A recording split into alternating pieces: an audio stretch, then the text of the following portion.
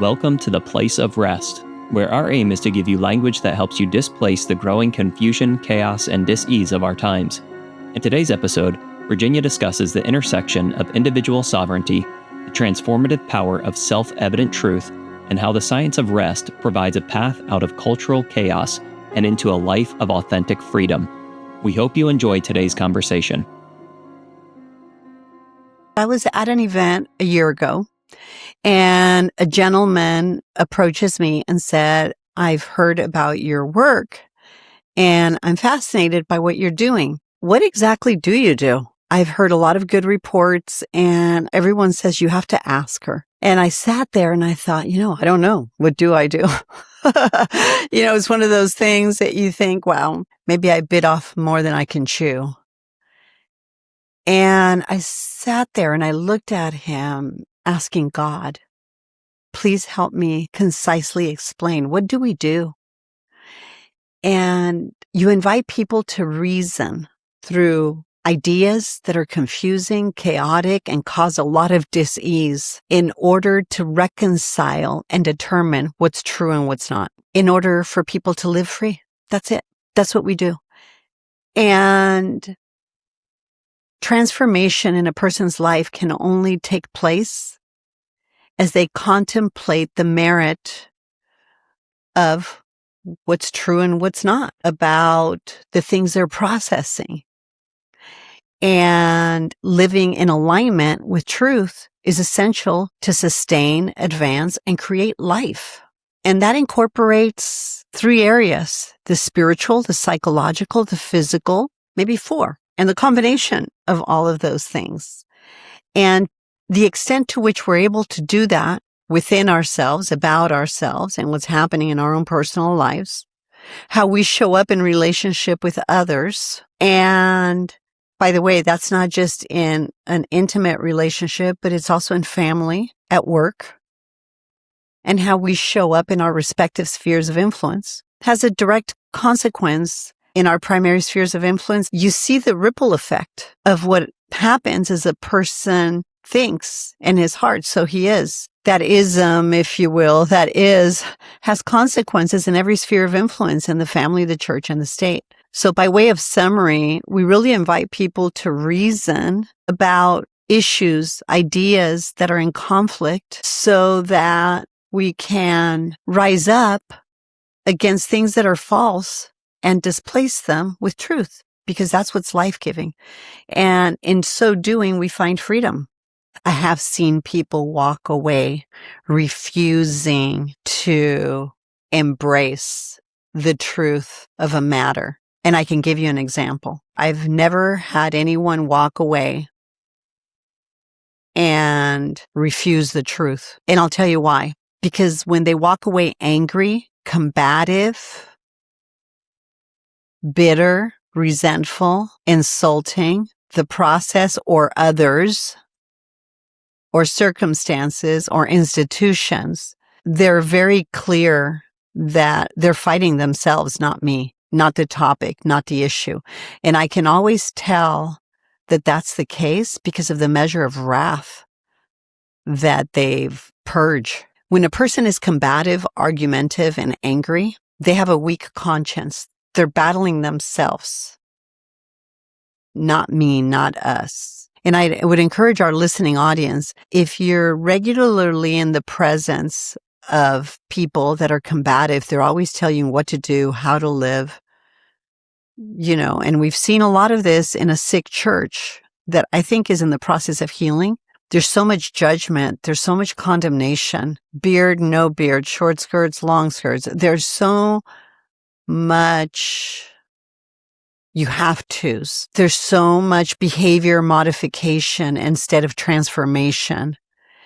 And it's been instrumental, the Western Church, in causing so much hurt and so much damage, I think, in its members when they lost the heart of the matter. And that is to invite people to experience the power of liberty, to secure the freedom that they've been invited to by the greatest leader that ever lived. And that's Jesus Christ. We just celebrated an incredible time in history. 1,994 years ago, Sunday, which I didn't know that, by the way. But it's pretty remarkable event that we've witnessed and we've experienced and is very well documented throughout history. I have seen that 100% of the people, when confronted with truth, walk away. Some embrace it, some reject it, but they're all changed by it. Some are transformed and some dig their heels in deeper and walk away in anger. But I never take it personal, and we never take it personal here because we have the science behind the conflict that causes people to do both things. It doesn't mean you're not hurt, but I think the disappointment comes, or the pain or the emotional response that we have to that comes more in the form of compassion than judgment, because we understand the science of that. Truth doesn't need anybody to defend it. Truth is not relative. Truth just is. Truth is science. Truth is undeniable. Whether we embrace it or not, that's another story. We all have the liberty to decide what we do with that. But everybody that walks away, that encounters truth, walks away knowing they've encountered truth. Some angry and others free. Because the truth enslaves some people. Because the truth is really offensive. And if you're not willing to be humble when confronted with truth, then you're going to be enslaved by your own depravity. But when you can embrace truth, that's the beginning of freedom. And I think that's our own depravity. And that's pride. The truth does not need defense. The truth is a law of nature. That means it's universal. In other words, life is a universal principle that we know intuitively. You don't take life for the heck of it. To take life just to take life is not acceptable.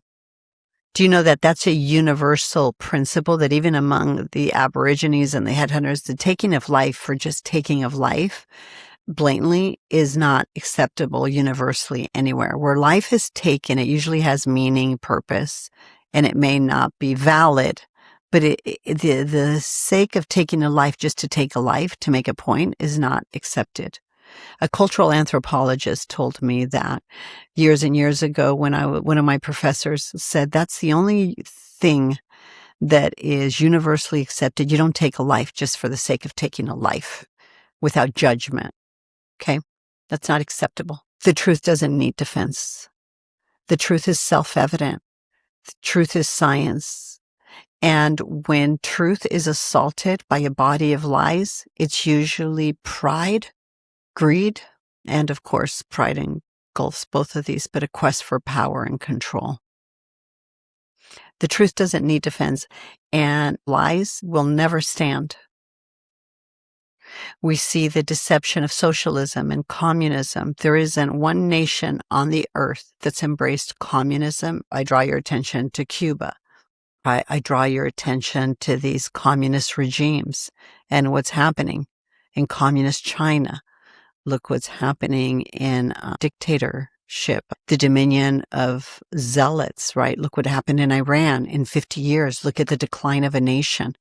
When the truth, meaning the sovereignty of the individual, is not upheld and respected by governing bodies, they will collapse. And we see it in communist China. We see what's happening in Iran, and we see what's happening in Cuba. We see what's happened in Venezuela. And I mentioned last time, now something remarkable has happened in Iran that we haven't seen. When Islam has occupied a nation and completely taken over its sovereignty, we've never seen an entire people revolt to the extent that they did. Tiananmen Square in China, remember when the tanks were running over the students because they wanted freedom? We've seen it a few times, but we've never seen the overthrowing, really, of the Islamic regime in a government like we're seeing take place in Iran, and people crying out, the citizens crying out to the world to help us. So things that are false, and when you undermine the sovereignty of the individual to live free, that's a false narrative. God made man to live free, and he gave them the capacity to self-govern, which is these principles of liberty that we speak about.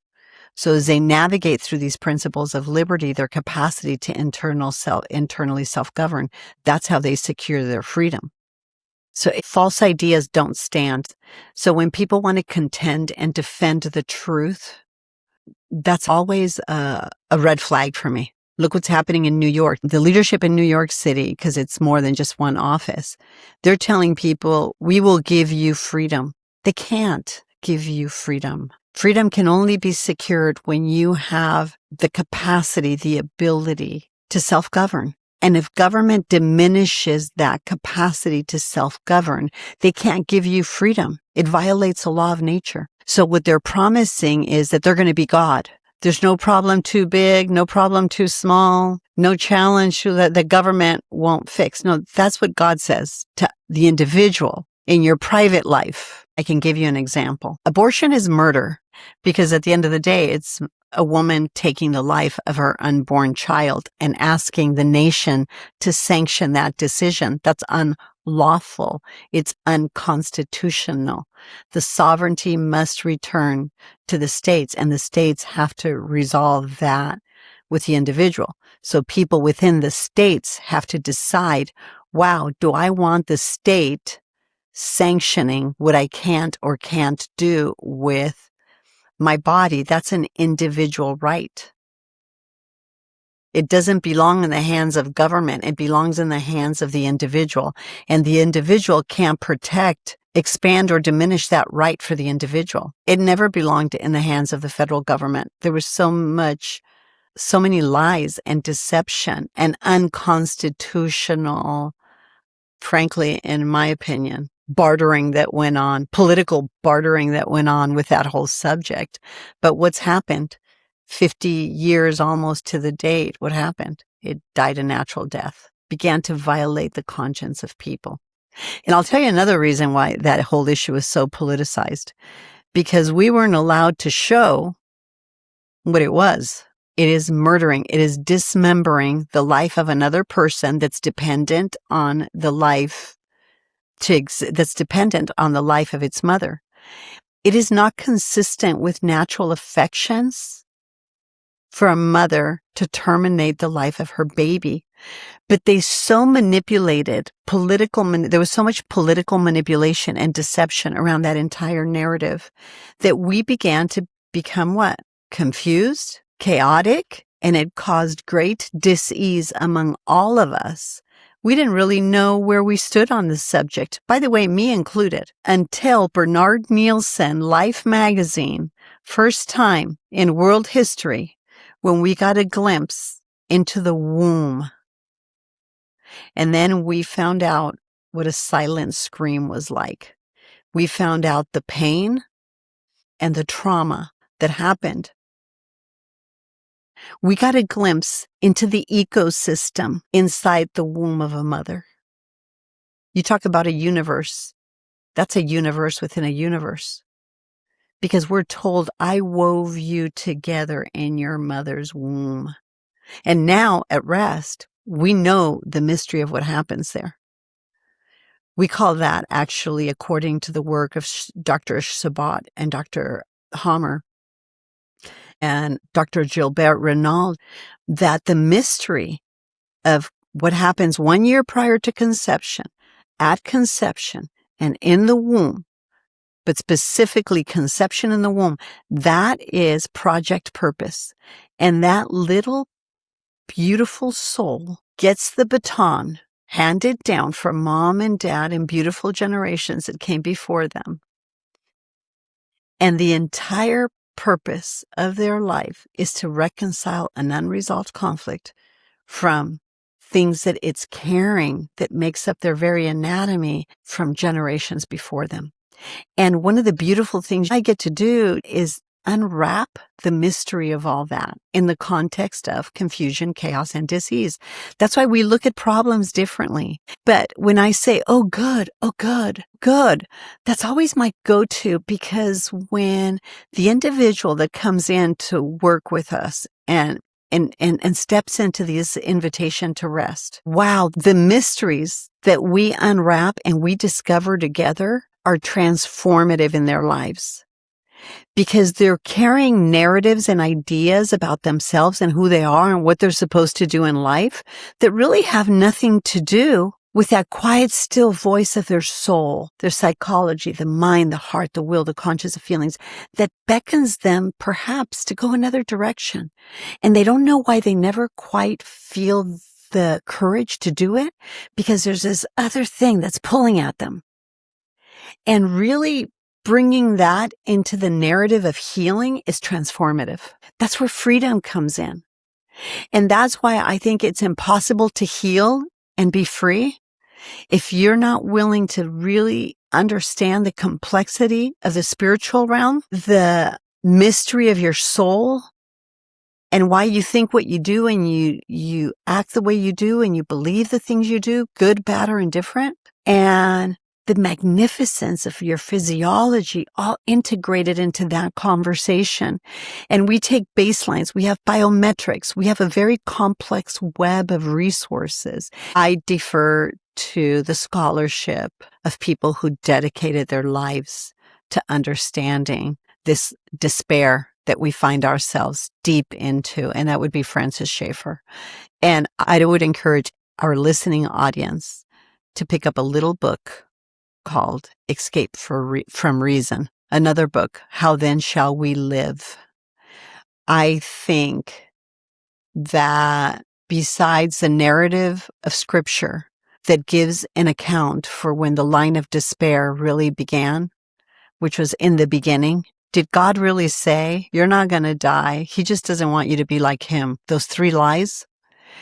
And this character, this person, this human that lived was seduced, deceived by that lie, and she became a law unto herself. And Adam, silent, standing right next to her, complied and rebelled against what God had specifically told him, uniquely told him, do not eat of this tree. He complied and he rebelled. And I think that narrative continues throughout history. But in terms of, for people who do not believe in God, I would invite them to read How Then Shall We Live and read the work of Francis Schaeffer. If you do believe in the narrative, the ancient narrative of creation, which is consistent with that of rest, that the divide, the separation, the fragmentation, the fracture, if you will, happened in the very, very beginning of time. And by the way, we make a scientific case for creation. We make a case for creation. Rest is the science of freedom. Rest is the science of functional medicine. Rest is the science of wellness and a holistic functional approach to wellness. We have case after case after case after case after case studies to prove that. But for those of you that are listening and are perhaps not certain about God, I would invite you to listen to How We Make a Case for Creation through Rest. It's very practical and accessible. But Francis Schaeffer was a great philosopher. I don't know if he was a theologian or not. It didn't matter. He saved me from my own depravity because he was the first person that invited me to reason through what I call now laws of nature that are universal, self-evident truth. This is obvious to the whole world, and it speaks to our natural affection. And I love Francis Schaeffer's work because he takes us back to the theology, the philosophy of psychoneuroimmunology, to be frank with you, because he so takes into account the magnificence of the Renaissance and what happened with art. So it's a very accessible way to trace the disintegration of what I think of the human condition that would bring us into the end times and to the collapse of Western culture as we've known it. And I believe that's what we're facing. So I think this is an incredible, beautiful time to be alive. Schaeffer really invites us to consider that the split happened at the Renaissance, and he called it the line of despair. I call it the anatomy of dissent, but he calls it the line of despair. And I love I appreciate, let me just say no love. I appreciate his characterization and explanation of what was happened, well illustrated through the decline in the Constitution and the beauty of art. Because how art even began to decline was an example, a very visual example of man becoming disengaged with his very own soul. So the line of despair was the pragmatism that became art and the expression of what was real in man's felt interpretation of art. And you see how it becomes more sterile, more geometric, removed from the mystery of, and the intricacy, if you will, of what we see in the Sistine Chapel and Michelangelo's work that was just magnificent. And then you see the art of the masters, and then you see where art has landed us now. We look at art that is literally structures and actual pieces of art of urinating and defecating on things that we cherished and that we valued. And I'm not prepared to address the work of those artists. But if you just sit back, even in our ignorant state, and you look at what art was and what art has become, and you see that there's been an escape from reason. And Schaeffer really identifies the anatomy of how that happened, when it happened, why it happened. And at R.E.S.T, we've made a science of saying, hey, and that's not the last word.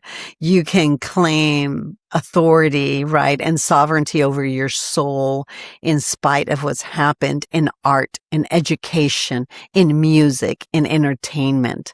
You don't have to be a consumer of this garbage and allow this divide to continue to take place in you. Because what Schaeffer really explains in that divide, that escape from reason, is exactly how we've reached a place and a time again in history where women, in the name of choice, willfully take the life of an unborn child for the convenience of their own life, or the practical measures or aspects of their own life. So now what has happened? Man became judge over the sovereignty of another life because they know better. And in their practical limitations, they can't see giving life as being productive for whatever reason. So you see how man has become like God. And that is the demise of civilization. So when we see what went wrong in America, I would call you first and foremost back to the narrative of creation. But secondly, I would call you to the work of Francis Schaeffer. It saved me from being morally outraged by what was right, the decline of what was in front of me, neglecting the decline of what was happening within me because I couldn't even take a stance on abortion. Because people have the freedom to decide. And so I got lost in the complexities of that narrative. Forgive the long explanation. It's got a lot of layers. Rest. Recognize the confusion, chaos, and dis-ease of the age. And don't settle for becoming a law unto yourself in the complexities of these narratives. Decide and acknowledge somebody's lying here. And this is a narrative that Virginia Dixon and at R.E.S.T, the team, they talk about. The anatomy of confusion, chaos, and dis-ease is a lie. And how do I engage in that conversation and perhaps send questions in to Jonathan that we can perhaps answer in the next episode? I'd like an episode of questions from this, but I'm going to ask our regular listeners to also submit questions to me so that I can perhaps unwrap the complexity of some of the things I threw out there. So I think in the most practical way, it's what I just said. Recognize your own ignorance, admit your own ignorance, as I do every single day. Be a seeker of truth. But before you can seek truth, you've got to be willing to admit that at the end of the day, these are complex things happening that are spiritually dark, They're psychologically confusing, and physiologically, they're making us sick. They're literally killing us. So these are very complex themes. So wow, these are big narratives, big ideas, perhaps a view of ancient history, because nothing's new under the sun. We all see that. These narratives showed up in ancient history. What were the rhythms of rest throughout history? American history. This republic was established around the dream and the idea of what? Right here. Freedom. You know why? Because it's a universal principle, and it's the deepest desire of the heart is to be free. Well, what is my understanding of freedom? Can we be humble enough to understand there is no freedom if there is no capacity to self-govern, which is liberty? So I guess admit our ignorance, step into rest, admit our corporate ignorance about things, seek an understanding of ancient history, of American history, and of universal history. And then, wow, don't look at the problems in front of us. Look at the possibilities these problems expose within us, and recognize that people like Francis Schaeffer to the T, and if you don't like Schaeffer, go read 1984, predicted that man would be at this juncture in history, at this time in history. And then ask yourself, how then should I live? Virginia Dixon and the team here at R.E.S.T would say, oh, that's a great question. Come, let us reason together. Accept the invitation to come and examine these lofty ideas that rise up against the truth. Come reason with us. That's how we help people heal and live free. Because if rest is available to us, the next question is, how then shall I live? How then shall we live free? There's only one way to live free. If not, you might as well die. Put your life on the line. Somebody asked me, wow, what made you do all this? What are you doing? You work all the time. This is like your life. You are R.E.S.T, right? Well, because there's no other way to live, right? And the greatest leader that ever lived invited humanity to rest if they were willing to learn. So I invite you to live rest and live free. Live learning. We hope listening to this episode has brought you closer to experiencing the freedom of wholeness and healing. If you have questions or comments about today's episode, or for updates about R.E.S.T, please visit our Instagram or Facebook at The Place of R.E.S.T. If you would like more information about Virginia, or to support and join the cause of R.E.S.T, please go to theplaceofrest.com/donate or call 949-289-5935. Thank you for listening to Rest with Virginia Dixon. We'll see you next week.